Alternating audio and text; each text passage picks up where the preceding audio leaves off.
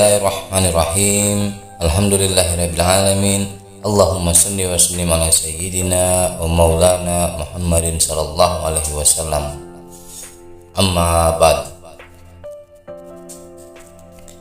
Kali ini Al-Faqir akan membawakan pokok pembahasan seputar awal pembicaraan mengenai hukum air. Telah berkata para ulama, tidak sah mengangkat dua hadas besar dan kecil serta menghilangkan najis melainkan dengan air mutlak, yakni air suci lagi menyucikan. Air suci lagi menyucikan itu ada 7 macam.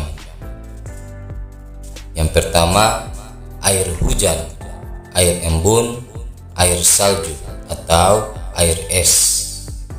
Ketiga macam air ini diturunkan Allah dari langit asalnya.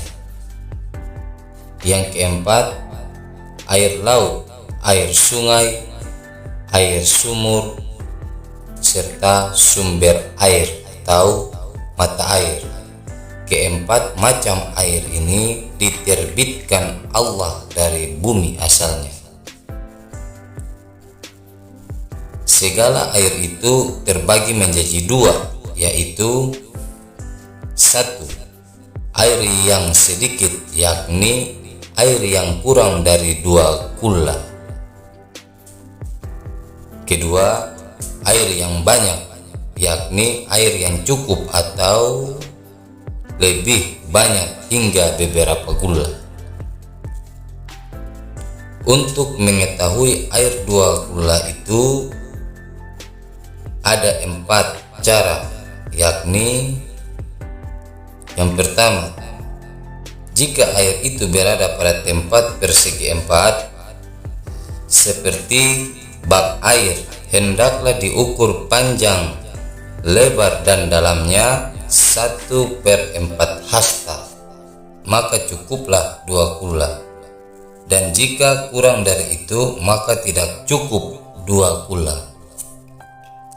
Yang kedua, jika air itu berada pada tempat yang bundar seperti tong air, hendaklah diukur lebarnya 1 hasta dan dalamnya 2,5 hasta, maka cukuplah 2 kula air itu. Ketiga, jika diukur pada kaleng, yaitu ada 12 kaleng minyak tanah banyaknya, maka cukuplah 2 kula air itu. Keempat, jika ditimbang dengan ukuran liter, yaitu ada 305 liter, maka cukuplah air 2 kula itu. Demikian caranya untuk dapat mengetahui air 2 kula, yakni air yang banyak. Kita masuk kepada pembahasan berikutnya, yaitu pembicaraan mengenai hukum air itu ada 3 macam. Pertama, air mutlak namanya, yaitu air yang suci lagi menyucikan barang yang lainnya seperti mengangkat 2 hadas dan menghilangkan najis. Demikian pula air itu belum kenal najis dan belum musta'mal, artinya air yang sedikit yang tercerai dan juga belum tercampur dengan sesuatu benda yang suci seperti cuka, gula dan lain-lain sebagainya.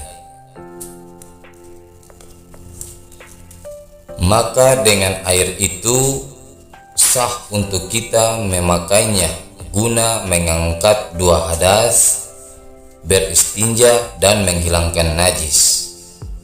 Adapun air kelapa, air teh, air kopi, air gula, air tebu dan lain-lain sebagainya itu dinamakan air suci tetapi tidak menyucikan. Artinya air itu suci untuk diminum saja tetapi tidak menyucikan, artinya tidak boleh dipakai buat mengangkat 2 hadas, beristinja dan menghilangkan najis dengannya. Kedua, air mutanajis namanya, yaitu air kenal najis padanya, lagi pula air itu sedikit dan air itu berubah warna, baunya, rasanya, ataukah tidak berubah sekalipun, maka tetaplah disebut najis air itu, sebab air itu sedikit, terkecuali air itu banyak, maka tidak menjadi najis dan sah untuk kita memakainya. Yang ketiga, air mustakmal namanya, yaitu air yang sedikit yang tercerai dari anggota yang fardu pada membasuh fardu sesudahnya, sah niat yang fardu daripada mandi wajib atau berwudu ataukah memandikan mayit, maka air itu dinamakan air mustakmal. Tidak sah kita memakainya lagi, terkecuali kalau sudah ditambahkan air mustakmal itu menjadi banyak atau cukup 2 gula, maka sah bagi kita untuk menggunakannya lagi untuk mengangkat hadas, beristinja dan menghilangkan najis. Apabila memasukkan tangan orang yang berwudu atau yang mandi junub ke dalam air yang sedikit, maka hendaklah diniatkan gayung supaya jangan air itu menjadi air mustakmal. Inilah niatnya. Aku jadikan tanganku ini sibur untuk menyiburi air ini karena Allah. Cukup niat di hati saja. Baik, sekianlah pembahasan seputar hukum air. Bila ada pertanyaan dari para pendengar sekalian, maka silakan tinggalkan di kolom komentar. Di sini Al-Fagir ingin menyampaikan sekali lagi sebagai nasihat bahwasanya di dalam kehidupan kita saat ini hingga seterusnya, berkacalah pada sesuatu yang benar di antara yang benar, sekalipun yang mengucapkan itu orang yang pernah berbuat dosa dan salah.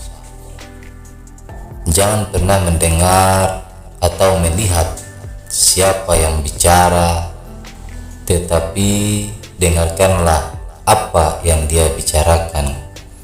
Sesungguhnya kita akan mendapat pelajaran dari apa yang dibicarakan seseorang, entah itu dia seseorang yang muda maupun yang tua, yang punya jabatan ataupun tidak.